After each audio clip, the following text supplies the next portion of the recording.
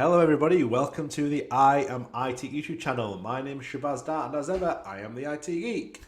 Welcome back to this is my episode 6, I think. 6 or 7. I lose count. I'm not great at counting.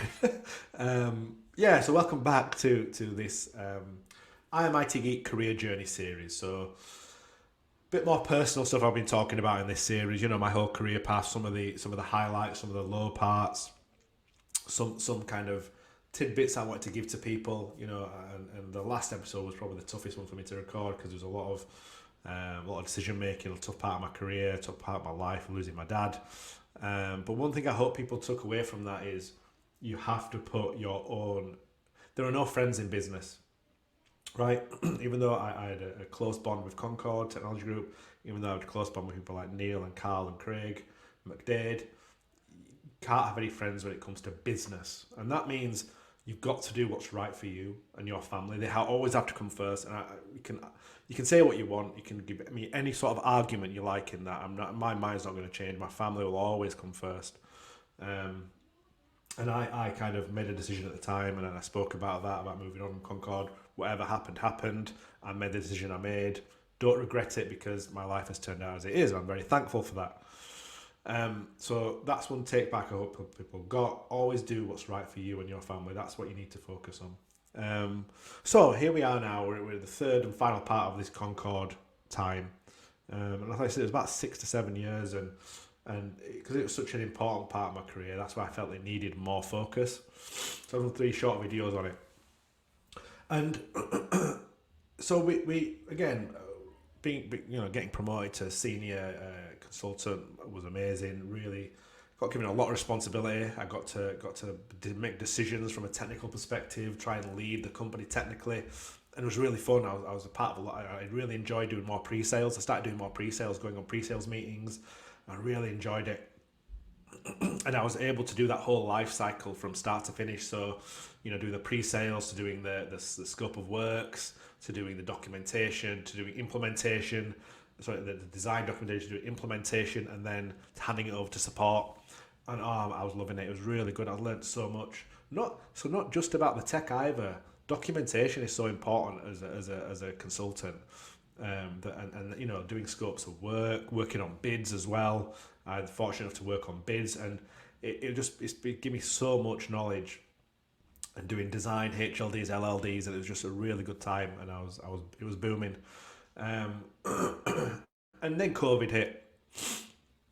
So let's say we're in the start of COVID. 2020, I think. Yeah, let's say 2020, I think. And overnight, the tech industry changed overnight, and we went from people coming into the office, and a lot of infrastructures being on premises. People having server rooms. We at Concord we had a server room, big server room. To people then needing to work remotely. And what I need to kind of emphasize is a lot of our customer base was small to medium clients. So we had like 2-man bands to like 400-500 users, even more, like 1,000 users. Some of our clients. So we had a whole different plethora of clients. At this point in my career that I learned ABD. Now I'd been as a techie, I've always been passionate about learning new technology. At the time, WVD came out. It was called WVD at the time, and I just started learning it. And I knew RDS, I knew VMware sort of, as a VDI solution. I knew a bit of Citrix as well. Done some Citrix while at IDAS and while at Concord. But then this hosted VDI solution came out, cloud. So I started learning it, and right at the start of COVID hit, and it was a mad rush to try and get it so Concord could transition to the world was going to go into lockdown. The UK was going to go into lockdown, so we had to get a cloud phone system, and it was a really busy time, and a lot of uncertainties as well. The COVID hit, and again, I feel like Concord dealt with it in a really good way. They quickly transitioned from being fully having people in the office to people working from home. Facilitated that by giving letting people have desktops at home. provisioning monitors for people to take home, and I was part of that team that was going to people's houses, like the finance team, marketing team, and actually putting in the setting their systems up for them at home. Um, so it was a massively busy time. But then obviously once we got working from home, I found myself working really long hours. I'd never worked from home before. We didn't really have a work from home policy, and now we're working from home all the time. The amount of work that came in was absolutely ridiculous. Absolutely ridiculous. And we were just so busy, and I was working like 16 hour days. And I did my first Azure Virtual Desktop, or at the time WVD deployment, and that was for, again, I won't name them, but it was for an NHS sort of trust down south. And they actually, Microsoft did a whole thing around it, did a whole article around it. And that's where I started to learn more around AVD. I did my first deployment with about 400 users at the time. I did like 4 or 5 other AVD deployments as well. I just started to learn loads about it, and essentially became what I am today in it, a specialist. But because we'd done so much, and we, during COVID, and I felt like we'd had so much cloud work. I really wanted to see more people. I felt like not enough people within Concord were getting into cloud at the time. And I thought, you know what, there's so much work. I could share this workload. I could bring in more work. I kind of, again, had transitioned in my career to where I wanted to do more pre-sales. I wanted to bring in work. I wanted to do demos. I felt that's where, I'd done configuration and implementation and that sort of thing for so long. I wanted to kind of move on to that next level to be a technical leader. I also wanted to do, I'd done a lot of MSP level stuff, medium businesses, small business work. And I wanted to into enterprise. And that was those two things, if you want to call them, controlled or made my decision to move on from Concord. And I sat down with people like Neil and Carl, and they were very well aware. The thing I've always tried to do is communicate what I'm feeling at the time. There were certain times towards the end where I probably didn't communicate as well, and those I do have regrets, and I don't need to. I'm not going to go into detail about those, but as well as being a bubbly person, I can be quite a temperamental person at times, and I've got I can have a temper. I think because of the way COVID had hit everybody mentally, I struggled with a lot of things personally. Just dealing with the transition into working from home, and there were lots of stuff, and people getting furloughed left, right, and centre, and it was a difficult time, I think, for everybody, and I was no different. And there's certain ways in which I communicated that I do regret, and looking back, I could have dealt with a bit better. But it was what it was. But I was quite open in that what I wanted to do in my career moving forward. So I made the decision to move on from Concord, and again, I left on great terms. We've said Neil, still speak to Neil, and he's a good friend of mine, and still getting loads of advice off Neil, which I'm always going to be thankful for.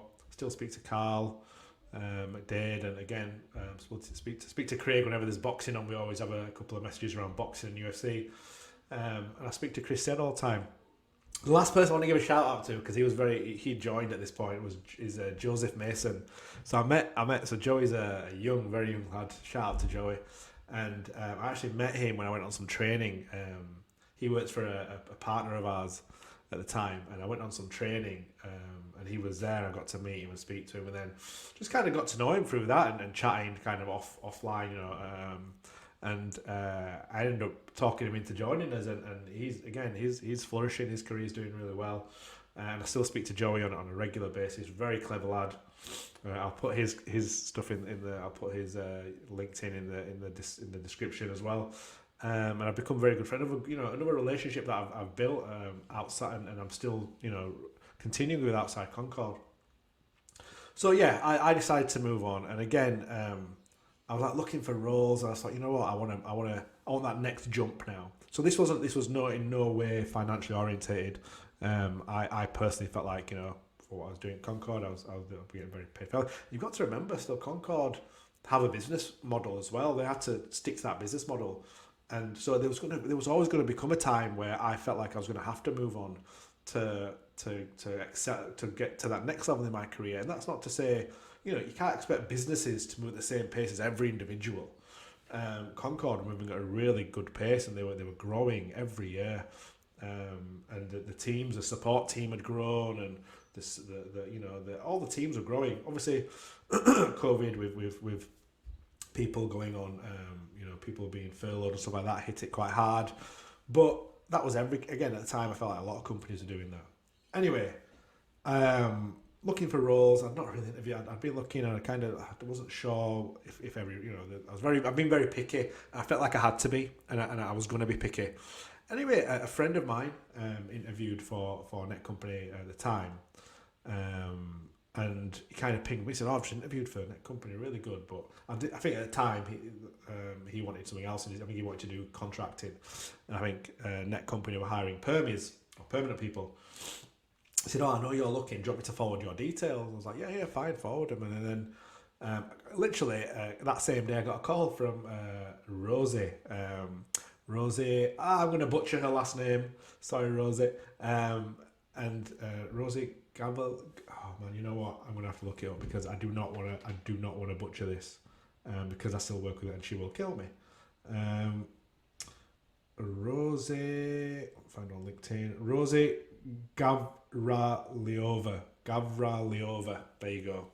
Didn't butcher it, I hope. So anyway, Rosie at the time was working in the recruitment team. She's now changed her role since then and kind of is like a PM, project manager, and does really well. So again, I kind of net company approached me and it sounded great. I'd never heard of them before, and I interviewed. Again, this was during COVID, so it was all through Teams. And at the time, it was my first interview was someone called Dan Robinson. So big shout out to Dan. And it was a bit of a techie interview, I suppose. And he asked me some questions around Azure, stuff like that. And I remember I actually got one. I was so nervous. I got a question around availability sets. What's the difference between availability sets and availability zones? I think that was a question. I got it wrong. But I got everything else right. I kind of showed my passion, and I was starting to do a lot more community. I started to do more community stuff by then. So I was presenting. I was doing virtual user groups.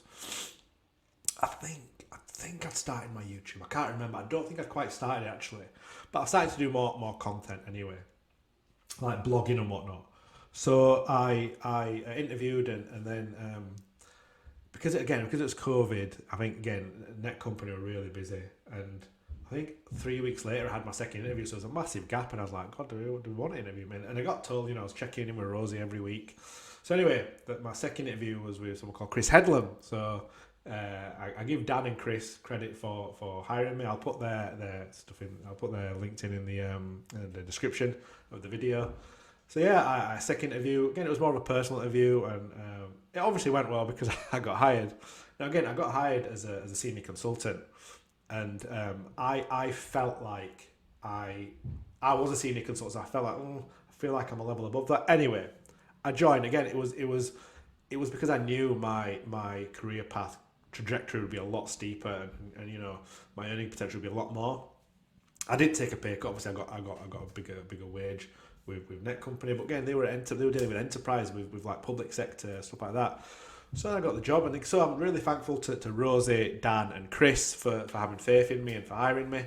And again, really good, really close relationships with all three of those people still. And obviously, at this present time, I'm still working for net company, and I'm really loving it. So yeah, that's kind of the story of how I got hired at net company. I had a 3-month notice period at Concord. That was the first time I'd never have such a long notice period, and I didn't hear from anyone at net company after getting hired, or after the contract and agreeing. I didn't hear anything, so I was like panicking, like bloody hell, I've still got a job. So I even remember emailing like the week before I was supposed to start, emailing the HR team like, you do know I'm starting next week, yeah? Because I've not heard anything. And like, yeah, don't worry, you're still here. We're still hiring you. And I got sent all my laptop and stuff. And to be fair, the onboarding remotely was seamless. Got my laptop, got all my data, logged in straight away without any problems. Couldn't have gone better. So that was really good. And at this time again, I'd not got to meet physically any of my colleagues because it was all kind of locked down still. And the funny story is, the first time, probably 3 months into my role, the first time I got to meet people in person was playing football. So this is when they opened up outdoor sports, and Net Company have something called After Dark, where basically the company, they facilitate and they pay for events throughout the year. Every month there are loads of different events: go karting, wine tasting, paintballing, you name it. and they subsidise it all. So the After Dark subsidised the five-a-side football. So that's where I got to meet Dan, got to meet Chris, people who'd hired me, got to meet them in person. I met them on Teams calls and stuff, which was fun. So yeah, that was the first time I got to meet about 3 months in. I started working when I first joined, I started working in the bid team. I was seconded to the bid team at Net Company.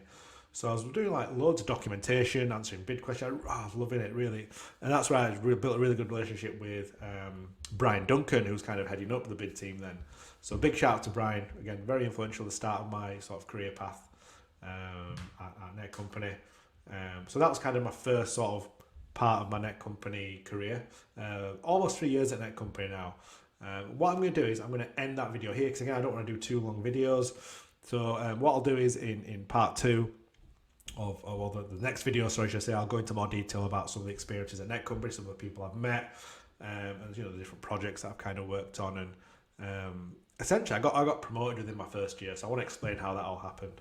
And then obviously I'll talk about my MVP, getting awarded that, because that's part of my career, the MCT, and all those good things. So yeah, I hope you enjoyed it. Again, spoke about COVID in this episode.